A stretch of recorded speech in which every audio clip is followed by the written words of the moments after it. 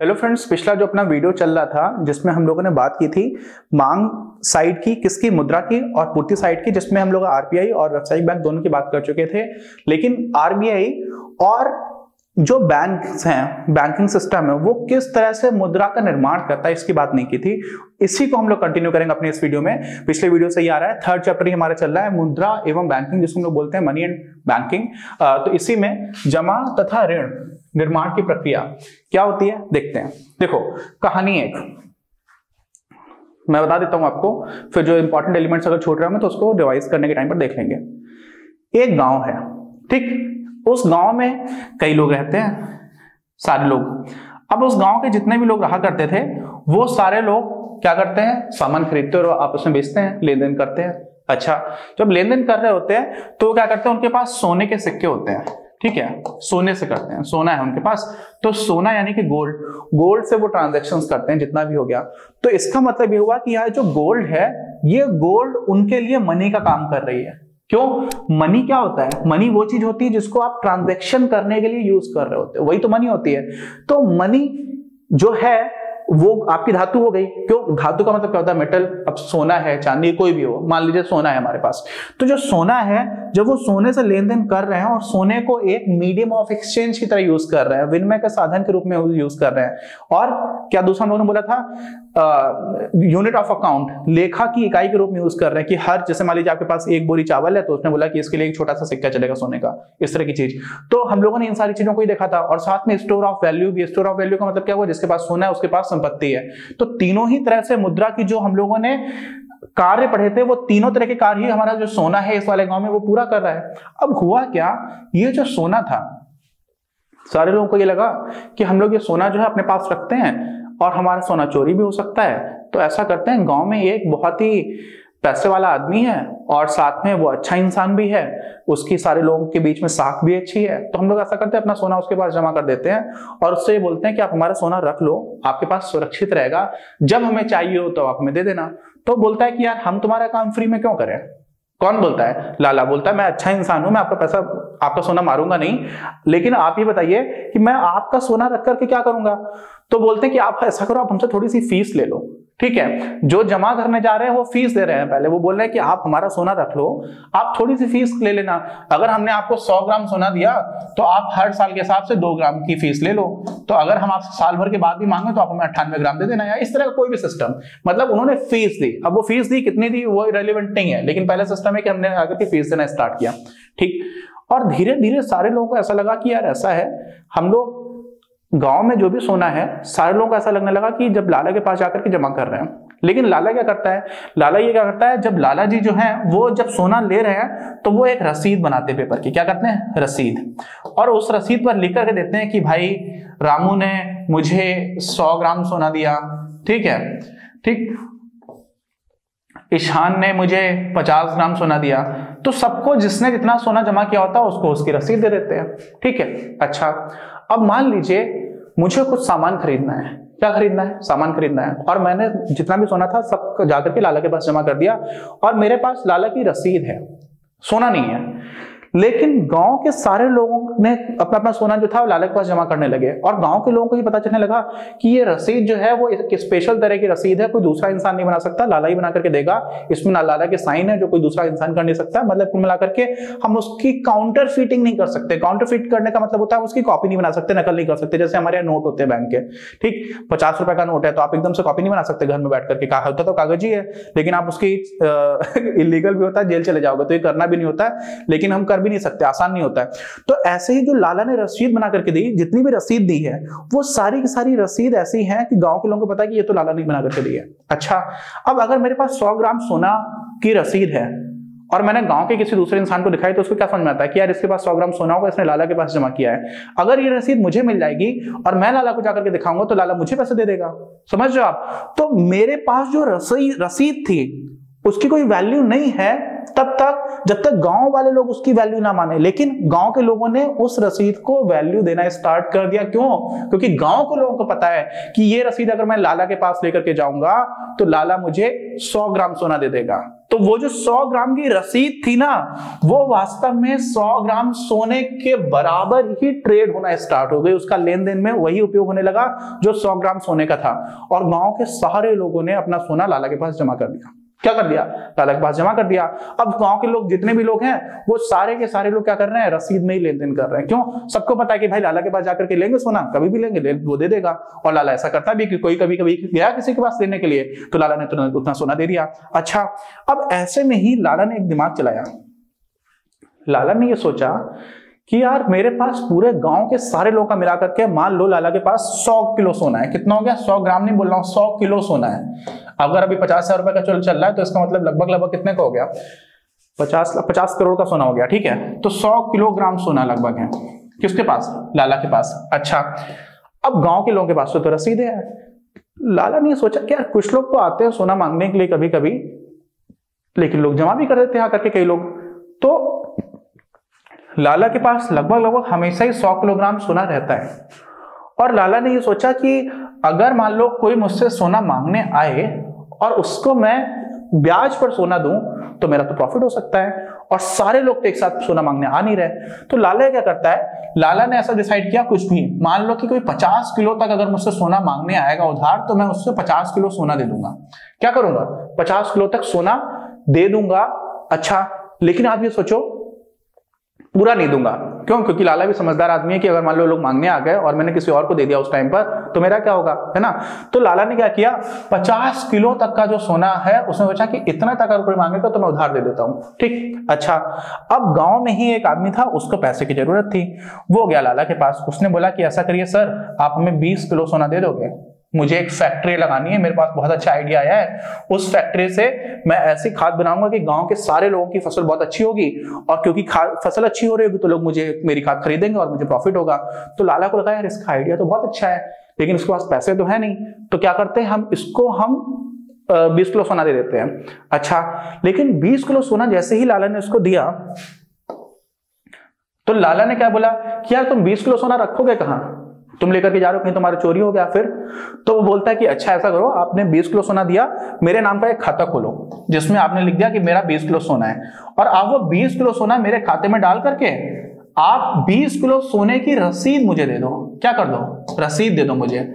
तो लाला क्या करता है? 20 किलो सोना तो अपने पास फिर से रख लेता है दूसरे के अकाउंट के नाम से। ठीक, जो भी मांगने गया था, मान लीजिए नाम जो मांगने आया था उसका नाम सुरेश है, तो बोला कि सुरेश को उधार दिया है हमने। कितना दिया है? 20 किलो सोना।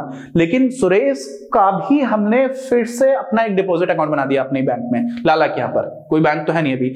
अब जब लाला के यहाँ अकाउंट बन गया तो क्या हुआ? लाला ने 20 रुपए की रसीद उसको दे दी कि तुम जाओ रसीद से आकर के जो भी करना है, क्योंकि सारे लोगों को पता ही है।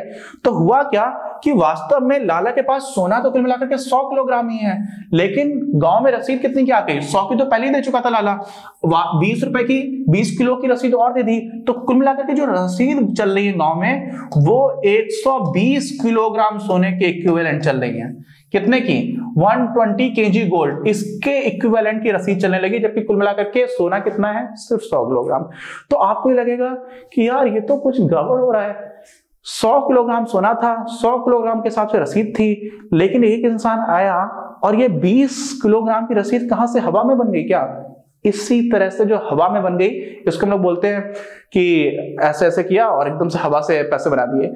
ऐसा ही काम होता है जो हमारे बैंकिंग सिस्टम है, उसमें इस तरह का ही काम हो रहा होता है। लेकिन हम पूरा पैसा नहीं दे सकते, मतलब जितना भी हमारे पास लोगों ने जमा किया हम पूरा का पूरा बांट नहीं देते। और क्या होता है एग्जैक्टली वो सारी चीजें हम लोग देखेंगे अपने अगले वीडियो में। लेकिन इसमें जो कहानी है जो मैंने आपको सुनाई है, इसी के सारे पॉइंट्स को एक करके देख लेते हैं। जो इंपॉर्टेंट चीज होगी और कोई छूट रही होगी तो वो भी कवर हो जाएगी। तो ये जो मेन चीज है ना, हवा में पैसा बन जाता है, वही फंडामेंटल चीज है कि आपके पास जितना भी सोना था उतने की तो आपने रसीद दे दी, आप उससे ज्यादा की रसीद दे सकते हो। तो लोगों की इकोनॉमिक एक्टिविटी से बढ़ने लग जाती है। क्यों? क्योंकि वो जो नया इंसान मांगने आया था 20 किलो सोने के लिए, इतना बड़ा, क्योंकि बड़ी सी फैक्ट्री उसको लगानी थी, तो उसने अपना काम करना स्टार्ट किया। तो वो और लोगों को सैलरी देगा, कहीं से कुछ खरीद के लेकर के आएगा, कहीं से सोने लोहे का सामान खरीद के लेकर आएगा फैक्ट्री बनाने के लिए। तो इकोनॉमिक एक्टिविटीज बढ़ रही हैं, अर्थव्यवस्था में प्रगति हो रही है। तो ये भी चीज होती है। हम लोगों ने ये भी देखा, अभी ये मॉनेटरी इकोनॉमिक्स पढ़ेंगे तो मॉनेटरी इकोनॉमिक्स में मनी सप्लाई बढ़ाने से किस तरह से ग्रोथ बढ़ सकती है इसकी बात भी करेंगे। खैर आ जाते हैं कहानी पर, जल्दी देखते हैं। एक बार एक गांव में लाला नाम का एक सुनार रहता था।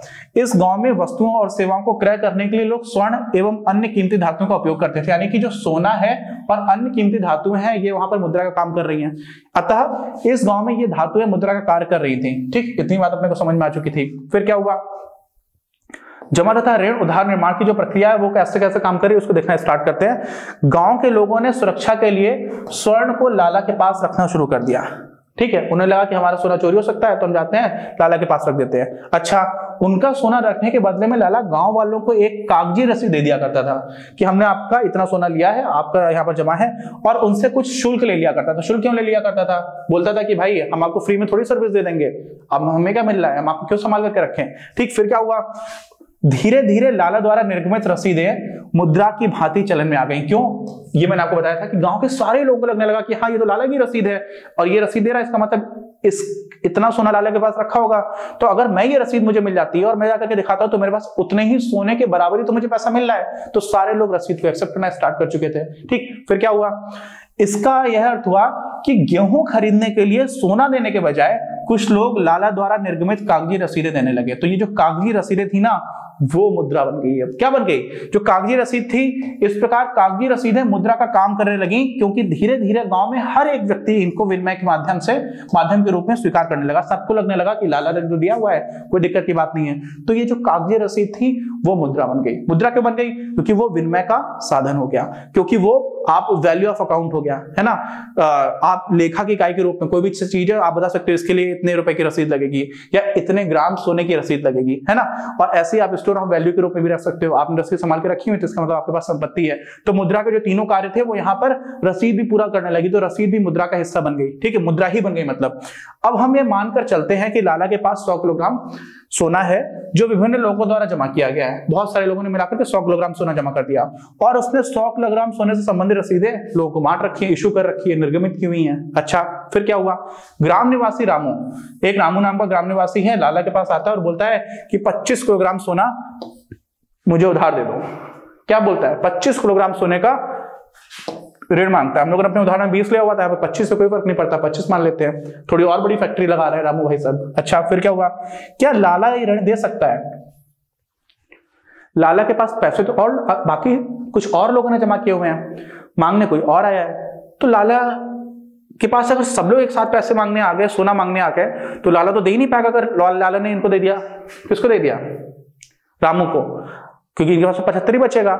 तो अगर लाला ने 75 बचा और सारे लोग पैसे अपना अपना सोना मांगने आ गए तो लाला की हालत खराब हो जाएगी। लेकिन लाला को अनुभवी आदमी है, लाला दिमाग वाला आदमी है। लाला ने देखा कि कभी सारे लोग तो मांगने आते ही नहीं है, बहुत ही कम लोग मांगने आते हैं। तो उसने सोचा कि दे देते हैं। उसने क्या सोचा, उसके 100 किलोग्राम सोने के दावेदार तो पहले से ही हैं, तो लाला नहीं दे सकता, हमको ऐसा भी लगता है। लेकिन लाला समझदार था, लाला ने देखा कि उधार देने का निर्णय ले लिया उसने। क्यों? क्योंकि सोना जमा करने वाला हर आदमी, प्रत्येक व्यक्ति एक ही समय पर सारे लोग एक साथ आ जाएं अपना सोना वापस लेने नहीं आएगा। हर एक व्यक्ति नहीं आएगा एक ही टाइम पर, अलग अलग टाइम पर आते रहेंगे, लेकिन एक साथ सब लोग नहीं आ जाएंगे। इसका मतलब उसके पास कुछ सोना तो हमेशा ही बचा रहेगा। अच्छा, इसलिए वह रामू को उधार दे देता है और इसके लिए उससे कुछ ब्याज भी वसूल कर लेता है।